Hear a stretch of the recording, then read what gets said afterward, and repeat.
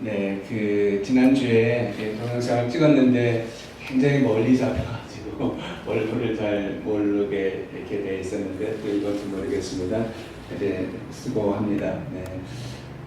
이번 주 제목은 무엇입니까? 사형 선고와 소망 전혀 반대되는 그런 단어이죠. 오늘도 말씀을 통해서 우리가 또 하나님의 마음을 받아보겠는데요. 여러분, 스페인 마드리드에서 어느 축구 선수가 교통사고를 당했습니다. 그래서 심각한 부상을 입고 만 것이죠. 당시 그 선수는 한참 떠오르는 그런 신인 선수였다고 합니다. 그래서 장래가 누구보다도 밝았던 그런 선수였는데 한 번의 사고로 모든 것이 한순간에 물거품이 되어버리는 그런 상황이 돌발했다고 합니다. 여러분의 꿈은 무엇입니까? 한참 뭔가 이루려고 하는데 일순간에 물거품이라는 그냥 없어지는 것이죠. 그러고 말았습니다. 그는 심히 절망한 채 병상에 누워 있었고 누구도 그를 위로할 수가 없었습니다. 그런 상황에서는.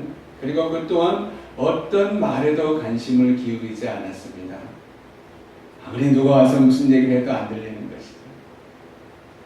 그때 한 간호사가 그를 위로하기 위해서 기타 백을 가져다 주었다고 합니다. 청년은 그 기타를 받아들였고 그날부터 전혀 새로운 길을 들어서게 되었다고 합니다. 누구의 소리도 안 듣고 관심을 두지 않았던 형제가 이제 그 기타를 가지고 새로운 삶을 시작한 것이죠. 예상치 못한 부상 때문에 축구 영웅이 되는 것을 저버했던 그 젊은이는 대신에 매혹적인 음성으로 전 세계 사람들을 사로잡았다고 합니다. 그러니까 축구하고 음악은 전혀 다른 것이죠. 근데 전 세계 사람들이 하여튼 그 소리를 듣고 사로잡혔는데요. 병상에 누워있을 텐데 그 자기에게 건네진 기타라는 위로 때문에 가능한 일이었던 것입니다. 그 후로 그는 축구선수가 아닌 가수 홀리오 이글레시아스로 기억하게 되었습니다. 70년대 80년대 헤이라는 그 곡으로 전 세계를 매료시켰던 그 홀리오가 사실은 축구선수였습니다. 근데 그가 그 기타 때문에 다시 인생을 새롭게 이렇게 방향을 틀어서 세계적인 가수가 된 걸 보았습니다. 이 기타의 위로가 있었던 것 같습니다. 여러분, 하나님은 이 기타보다도 더 위대한 위로자가 되심을 믿으시기 바랍니다. 오늘 우리는 그 위로의 하나님을 만나려고 나왔던 것입니다. 아까 그 동영상에 표현했을 그 할아버지, 그분이 하나님을 지금 표현해 주신 것이죠. 오늘 우리가 접한 고린도후서는 바울 사도가 고린도 교회 성도들의 화목을 도모하는 한편 또 교회의 질서를 확립하기 위해서 기록한 그런 책입니다. 다 그 이유가 있는 것이죠.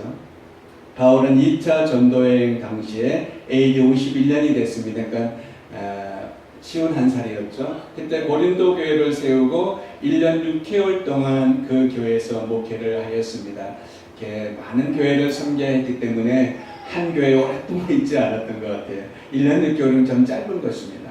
그리고 나서 예배소에서 사역을 하고 있는데 고린도 교회가 많은 문제에 직면하였다는 그 소식을 듣습니다. 본인이 교회를 세우고 여러 곳에 다니고 있는데 의외로 고린도 교회가 시끄러운 것이에요. 여러 가지 문제가 많이 있었습니다. 이제 그 소식을 듣게 됩니다. 그래서 고린도전서를 기록하여 보냈는데 그 당시 그들은 거짓 사도들의 미혹되어서 바울의 권면을 받아들이지 않습니다. 교회를 세우고 하나님께 쓰시는 사람의 권면을 안 받아들이는 것이죠. 그러자 바울이 급기야 에베소에서 고린도로 갔지만 역시 교인들이 배척합니다. 그 배척으로 인해서 다시 에베소로 갈 수밖에 없는 그런 상황이었습니다. 에베소에 돌아온 바울은 교인들의 회개를 촉구하는 눈물의 편지를 써서 디도편으로 다시 보내게 되는데 그것이 바로 오늘 고린도 후서가 되는 것입니다. 이런 안타까운 사연이 성경에 기록되어 있는 것이죠. 상황적으로 볼 때는 매우 어려운 그런 상황입니다. 그럼 이제 오늘 말씀을 살피면서 함께 은혜를 받고자 하는데요. 먼저 3절에 보면 바울이 하나님을 자비의 아버지라고 이렇게 소개하고 있습니다. 그런데 그런 표현이 시기적으로 볼 때 조금은 좀 받아들이기가 좀 그러합니다. 우리가 하나님을 어떤 하나님을 갑자기 얘기할 수 있는데 개인의 상황에 따라서 좀 다를 수 있습니다. 지금 자비의 하나님이라고 얘기하고 있는데 왜 거북하냐? 지금 바울의 성령의 역사로 무슨 큰 이적을 일으키거나 죽은 자를 살리는 그런 때가 지금 아닙니다. 그럼 어떤 때입니까? 4절에 보니까 매우 견디기 힘든 환난 가운데 있는 그런 때입니다. 심지어 8절에 보면 죽음을 각오해야 할 만한 그러한 심각한 고난 가운데 있는데 그런 시기에 자비의 아버지라고 찬송하고 있으니 좀 납득이 가지 않는 그런 얘기인 것입니다. 하나님 막 은혜를 부어주어서 막 능력이 나타나고 그러면 하나님 막 송축하지 않겠습니까? 근데 지금은 사형 선고를 받을 살 소망이 없는 그런 때입니다. 나라면 어떻게 할까요? 너무 힘들고 어려운데 주 여호와의 이름을 그는 여호와 이렇게 할 수 있을까요? 그러면 바울이 그런 표현을 통해서 무엇을 말하려고 하는 겁니까, 여러분? 하나님은 자녀의 고난을 외면하시는 그런 근엄한 하나님이 아니시고 자비를 베푸시는 아버지이심을 증거해 주신다는 것을, 그것을 알리고 싶어 한다는 것을 믿으시기 바랍니다. 이스라엘 민족이 애굽의 압제에서 고통당할 때, 그래서 부르짖을 때 하나님께서 그냥 보고 계시질 않고 너희가 죄를 지었으니까 그렇지 이렇게 외면하시지 않고 모세를 통해서 바로의 손에서 건져 주셨음을 믿으시기 바랍니다. 비록 백성들이 범죄하면 징계를 내리신다 할지라도 공의의 하나님이시니까 징계는 내리십니다. 그렇게 하더라도 그들이 회개하고 부르짖으며 항상 자비를 베푸사 구원해 주셨습니다. 아멘. 바울이 그 점을 고린도 교인들에게 지금 알고 싶으신 것입니다. 여러분들은 어떤 하나님을 알고 싶으십니까? 그러므로 지금 혹시 원치 않는 환난 가운데 있다면 하나님을 더욱 의지하시기 바랍니다. 그러면 하나님이 반드시 자기의 손길로 찾아오심을 직접 체험하게 될 것을 믿습니다. 우리 말씀을 보겠습니다. 이사야 54장 8절 우리가 별지 나누음을 같이 보도록 하겠습니다. 시작. 내가 넘치는 진노로 내 얼굴을 내게서 잠시 가리었으나 영원한 자비로 너희를 긍휼히 여기리라. 내 구속자 여호와의 말이니라. 아멘 아멘. 이제 4절 전반부를 보면 바울은 우리의 모든 환난 중에서 우리를 위로하사 이렇게 기록했습니다. 이것은 하나님을 잘 믿는 성도라 할지라도 고난이 없지 않다는 것을 의미해 주는 그런 말인 것입니다. 바울과 그의 동역자들은 주의 말씀을 따라서 일생을 주님께 드렸던 그런 사람들입니다. 개인의 일이 없을 만큼 그토록 하나님의 일을 헌신했던 그런 사람들입니다. 그런데 그런 그들에게 지금 고난이 있는 것입니다. 뭐 잘못한 게 뭐가 있습니까? 결혼도 안 하고 옥에 갇히면서 열심히 복음을 전하는 자들입니다. 그런데 지금 고난이 있는 거예요. 여러분 어떤 고난이 있습니까?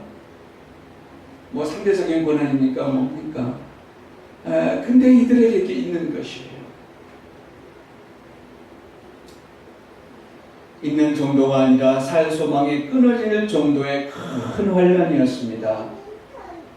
그것은 그들이 믿음이 없었기 때문에 그렇게 된 것이 아니라 도리어 그 믿음 때문에 환난을 당한 것이라고 말하는데 참 아이러니컬합니다. 믿음이 좋은데 무슨 고난이 있어요? 그래서 성령을 우리는 이해할 수가 없는 것입니다. 그 깊이와 넓이와 그 높음을 알지 못하면 우리는 늘 그렇게밖에 살 수 없습니다. 소망이 없는 것이죠. 그런데 성경은 아이러니컬하다고 말하지 않고 그것이 진리라고 말하고 있습니다. 주님이 제자들에게 요한복음 16장에서 세상에서 환난을 당할 것이라고 이미 말씀하셨고, 사도 바울도 사도행전 14장에서 하나님 나라에 들어가려면 많은 환난을 겪어야 할 것이라고 그렇게 얘기했습니다. 내 생각보다 하나님의 진리와 선인들의 말씀을 받아들이기를 축원합니다. 축원합니다. 그것이 중요해요. 내 생각이 앞서면 안 됩니다. 그러므로 신앙생활을 함에 있어서 고난이 없으리라고 생각하는 것은 잘못된 생각입니다. 누가 받아들인 내가 더 열심히 헌신봉사 이렇게 했는데 왜 나에게 이런 고난이 있는 거야? 잘 모르는 것이에요. 그것은 기독교를. 그렇게 생각하면 도리어 시험을 당하게 되고 거짓 신앙의 길에서 벗어날 가능성이 있기 때문인 것입니다. 그러므로 행여 고난을 당하더라도 그 고난을 피해가게 해달라고 기도하지 마시고 그 고난을 잘 감당한 능력을 달라고 기도해야 될 줄로 믿습니다. 기도 내용이 다릅니다. 기독교 신앙은 현세의 복을 무시하지는 않지만 궁극적으로는 내세적인 것입니다. 이 땅이 아니에요. 그래서 내세적인 복을 위해서라면 현세에서 고난을 받게 되기도 하고 또 고난을 자초하기도 한다는 것을 받아들이시기 바랍니다. 이 사실을 명심하시고 고난 가운데서도 의연한 신앙생활을 잘하게 되시기를 주님의 이름으로 축원합니다. 베드로전서 4장 12절 13절을 같이 보도록 하겠습니다. 시작. 사랑하는 자들아 너희를 연단하려고 오는 불시험을 이상한 일 당하는 것 같이 이상히 여기지 말고 오직 너희가 그리스도의 고난에 참여하는 것으로 즐거워하라. 이는 그의 영광을 나타내실 때에 너희도 즐거워하고 기뻐하게 하려 합니다. 아멘. 이 말씀이 이루어가 주시기 바랍니다. 이제 4절을 보겠습니다. 같이 봅니다. 시작. 우리의 모든 환난 중에서 우리를 위로하사 우리로 하여금 하나님께 받은 위로로서 모든 환난 중에 있는 자들을 능히 위로하게 하시는 이시로다. 아멘. 여러분, 이 말씀을 자세히 보면 고난이 환난 중에 있는 성도를 위로하는 일에 필수적인 요건이 된다는 것을 말해주고 있습니다. 이것을 이해하려면 여러분 이런 질문을 한번 해볼 수 있습니다. 누군가가 불의의 사고로 어린 자녀를 잃은 사람이 있다면 여러분 그 사람을 어떻게 위로하겠습니까? 한번 생각해 보십시오. 어떤 말로 교통사고로 자녀를 잃은 자에게 가서 무슨 말을 하겠습니까? 깊이 생각해 보십시오. 그냥 내가 고난 속에 있으면은 한 생각이 안 들어옵니다. 오늘 그 이유를 얘기하는 것이 4절이에요. 대학 입시에 3번이나 낙방한 청년이 있다면 그에게 무슨 말을 여러분 하겠습니까? 그때 그들에게 다가서서 주님께서 다 뜻이 있겠지요. 그래도 주님께 감사해야 됩니다. 이렇게 말하면 그들이 위로가 되겠습니까, 여러분? 위로는커녕 거부 반응을 일으킬 것이 뻔합니다. 그분이 어떤 믿음이 있든 간에. 그런데 그렇게 말하는 것이 틀린 말도 아니고 위로하는 말인데 왜 거부 반응을 일으킬까요, 여러분? 그것은 고난당한 자의 마음의 문이 굳게 닫혀 있기 때문입니다. 지금. 자신이 당하고 있는 고통이 너무 심하기 때문에 마음의 여유가 사라진 것입니다. 그래서 그 아픔이 길을 막게 하고 위로자의 말은 공허한 소리가 될 뿐입니다. 아무리 얘기해도. 그런데 그런 사람의 굳어진 마음을 움직이는 방법이 있습니다. 지금 닫혀있기 때문에.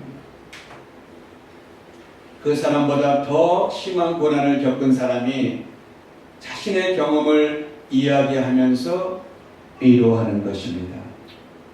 할렐루야. 고난이 좋은 건 아니에요. 그러나 이 세상에 위로를 받을 사람들이 너무 많이 있습니다. 근데 진리만 들고 가서 위로를 할 수가 없기 때문에 그 사람을 쓰시려면 더 심한 고난을 줄 수도 있습니다. 할렐루야. 할렐루야. 이 아버지의 마음을 깊이 아시기 바랍니다. 헤아리시기 바랍니다. 질병을 앓고 있는 사람에겐 죽음의 문턱까지 갔던 사람의 말이 위로가 됩니다. 하도 아프지 않은 사람이 가서 말한다고요? 그건 형식적이에요.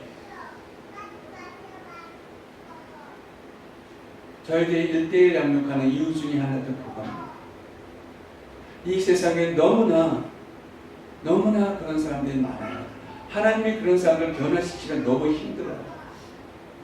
그래서 어떤 사람들은 많은 어떤 걸 겪게 하고서요, 그들을 통해서 또 하나님은 그들을 세우고 또 사용하시기 위해서 쓰임받는 도구로 일하고 계시는 것입니다. 또 한 자녀를 잃은 부모에겐 두 자녀를 잃은 부모의 신앙 경험이 위로가 되는 것입니다. 정말 이 고난을 끌어안고 죽을 수밖에 없게 자살하려고 했는데 저 사람 얘기를 들어보니까는요, 꺼낼 수가 없는 이건 부끄러운 일이에요. 그렇게도 살고 있었나? 내가 이 고난이라고 생각했는데 지금 살 소망이 없는 사형 선고를 받은 고난을 지금 당하고 있는 것인데 누가요? 바울이 그러고 이 편지를 지금 쓰고 있는 것입니다. 그러니까 한마디 한마디가 절실히 내 뼈마디에 들어오는 것이죠. 그 말이.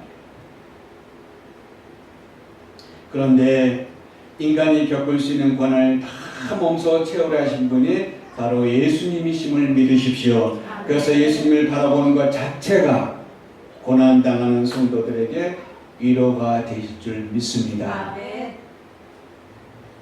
우리 고난을 꺼낼 수가 없어요. 그를 바라보고 죽음을 앞둔 분이 기도하다가 십자가에서 피 흘리시는 예수님을 봤다고 합니다. 그때 자기 고난은 온데가 떠들었을때요. 이제인을 용서해 주옵소서. 내가 하나님을 믿은 게 여지껏 믿었습니다. 그렇게 해서 하나님을 만나고 새롭게 바뀌었다고 합니다. 기도 중에 십자가를 보고서. 몇 년 전에 성지순례에 갔습니다만 13번 쓰러졌다고 그러지 않습니까? 그때 너무 힘들어서 쓰러지려고 할 때 손을 짚은 데가 있다고 하는데 그 자국이 있더라고요.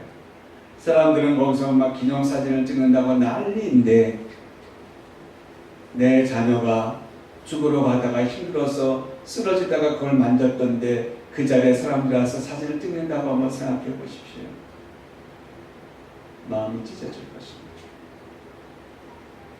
그런 걸 생각할 때 내 고난이 위로가 될 줄로 믿습니다. 주님은 지금도 고난당하는 자들에게 다가와서 친히 위로의 손길을 내밀어 주심으로 새 힘을 얻게 하고 계심을 믿으시기 바랍니다. 여러분 같이 말씀을 보겠습니다. 데살로니가전서 3장 2절에서 3절 같이 보겠습니다. 시작. 우리 형제 곧 그리스도 복음을 전하는 하나님의 일꾼인 티모데를 보내노니 이는 너희를 굳건하게 하고 너희의 믿음에 대하여 위로함으로 아무든지 이 어려한 날 중에 흔들리지 않게 하려 함이라. 우리에게 이것을 위하여 세움받은 줄을 너희가 친히 알리라. 아멘. 여러분 이제 5절을 같이 보도록 하겠습니다. 시작. 그리스도의 고난이 우리에게 넘친 것 같이 우리의 위로도 그리스도로 말미암아 넘치는도다. 여러분, 사람이라면 누구나 고난 받는 것을 싫어하고 더욱이 생명을 위협하는 고난이라면 더욱 피하고 싶어 합니다. 누가 그냥 죽으려고 하겠습니까? 모두가 피하려고 하는 것이죠. 그런데 오늘 말씀은 참으로 여러분 난해합니다. 고난이 심하면 당연히 고통이 심해야 할 텐데 위로가 넘친다는 그런 말을 지금 하고 있습니다. 여러분, 말씀을 받을 때 어떨 때는 믿음으로 눈물을 흘리며 말씀이 받아집니다만 어떨 때는 그 말씀이 뒤틀려 가지고요 오히려 화가 날 때가 있습니다. 같은 말씀인데 달라요. 그 감정에 따라서 깊이 들어가면서 하나님의 임재를 느끼면서 막 흐느끼는 경우도 있었는데 어느 날에는 같은 말씀을 받는데 막 짜증이 올라옵니다. 지금 이 말씀이 그런 경우거든요. 고난이 심하면 당연히 고통이 심하지 않겠습니까? 근데 무슨 위로가 넘친다는 그런 말씀이세요.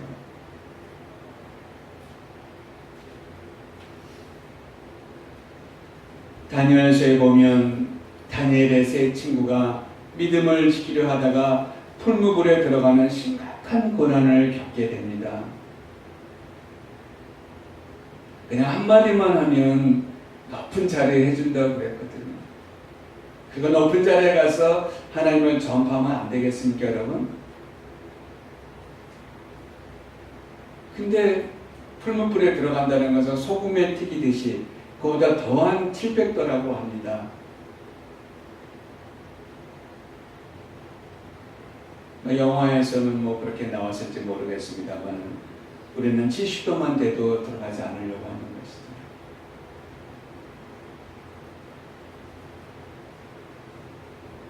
고난 정도가 아니라 죽음이 눈앞에 있는 극한 상황에 지금 놓여 있습니다. 그런데 그들은 그 고난으로 인해서 엄청난 역사를 경험하게 되고 그 이후에 많은 신앙의 사람들에게 도전을 줍니다. 그리하지 아니하실지라도. 그럼에도 불구하고 찬양도 나오고요.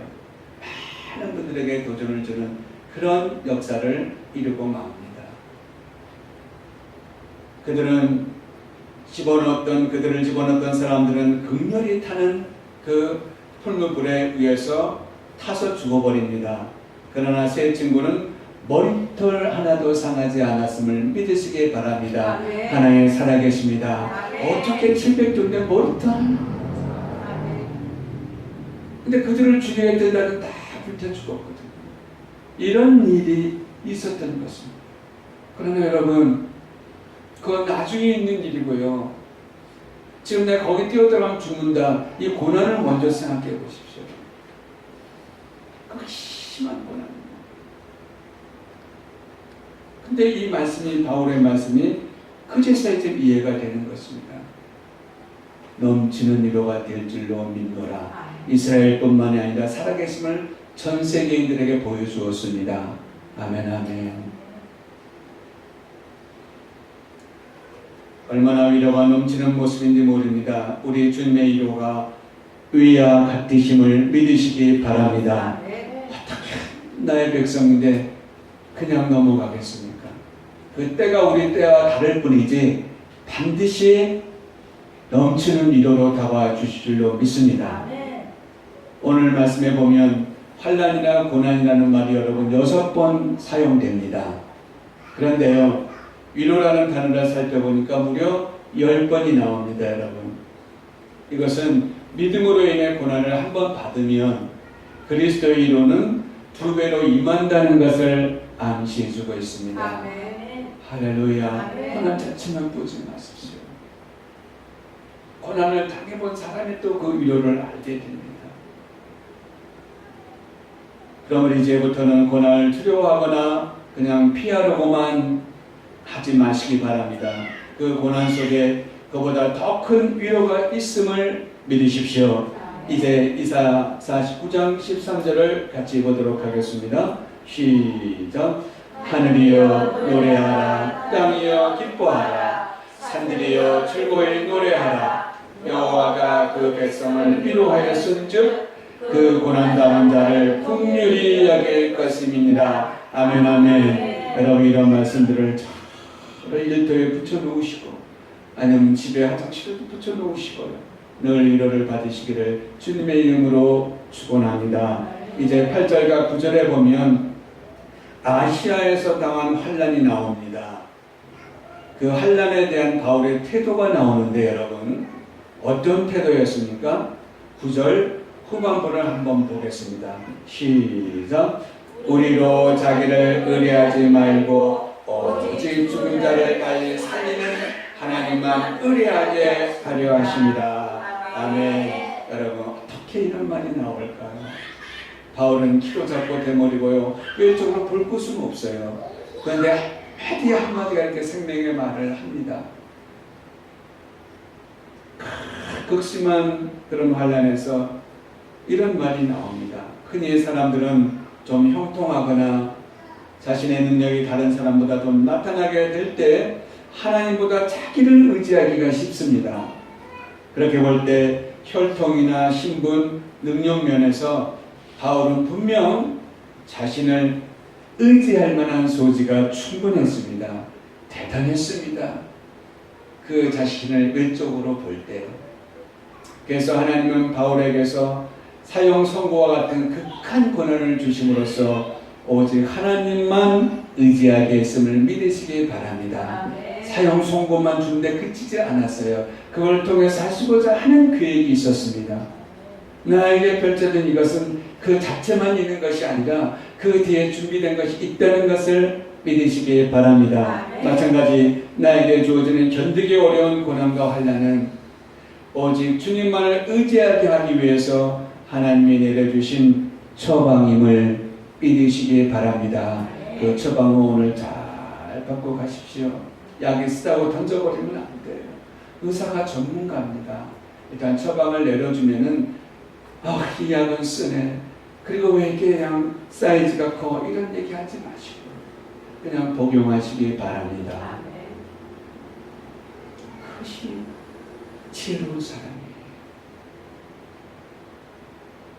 살다 보면 믿는 자들이 극한 고난 중에 눈물로 밤을 지새우기도 합니다. 그것을 다른 사람은 알 수 없는 그런 고통이 되기도 해요. 그러나 거기서 끝이 나면 안 됩니다. 그 고난, 환난, 물론 울지요. 계속 그러고 있으면 안 된다는 것을 오늘 바울은 말합니다.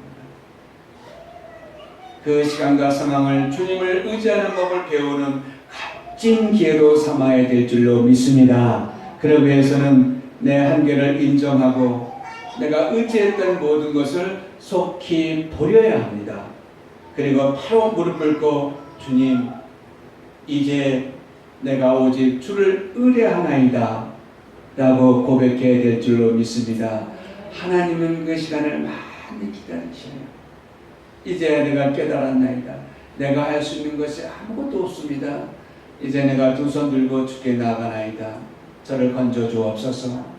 저를 사용하여 주옵소서. 치유하여 주옵소서. 이 내면의 고백이 계속 흘러나오게 되시기를 간절히 축원합니다. 잊지 마십시오. 바울이 그냥 보통 고난 당해가지고 이런 글을 썼다고 그러면 이해할 수 없습니다. 그냥 넘어갈 수 있어요.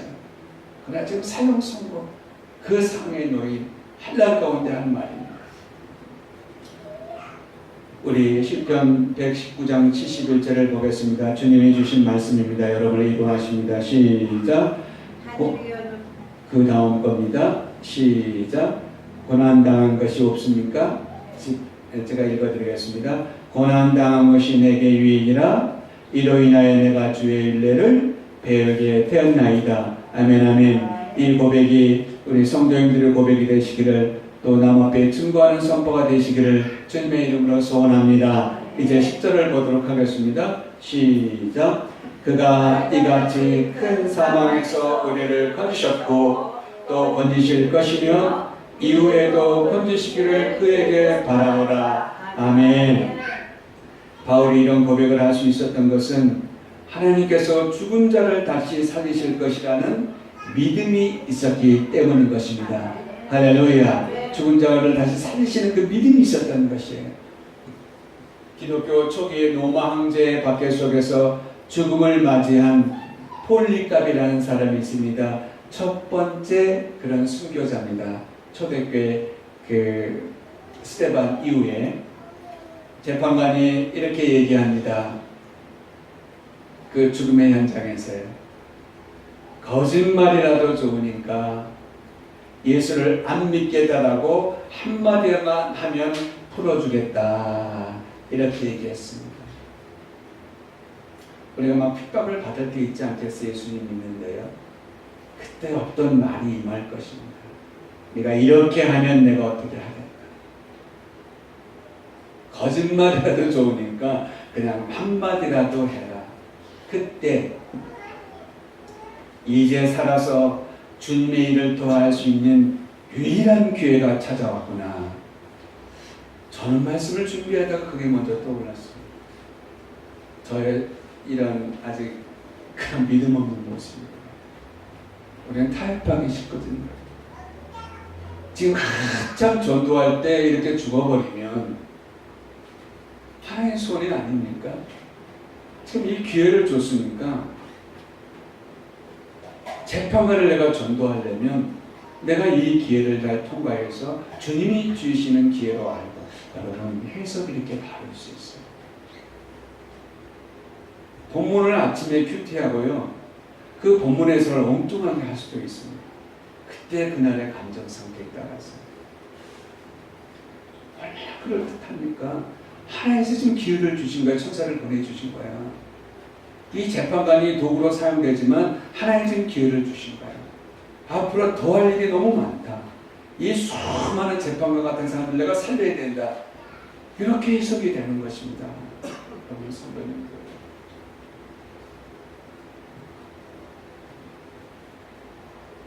하지만 폴리갑은 죽음이 두려워 재판관의 지시대로 하지 않았습니다.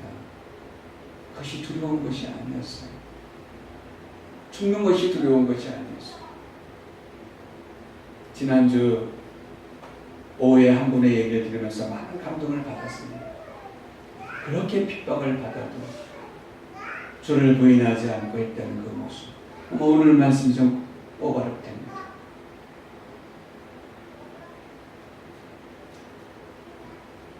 아니요. 주님께서 내 평생에 한 번도 나를 모른다고 하신 적이 없는데 내가 어떻게 단 한마디 거짓으로라도 그분을 부인할 수 있겠습니까? 라고 당당히 죽음을 선택했다고 합니다. 그분이 한 50년 더 살고요. 갔을 수도 있고요. 그때 있게 갔을 수도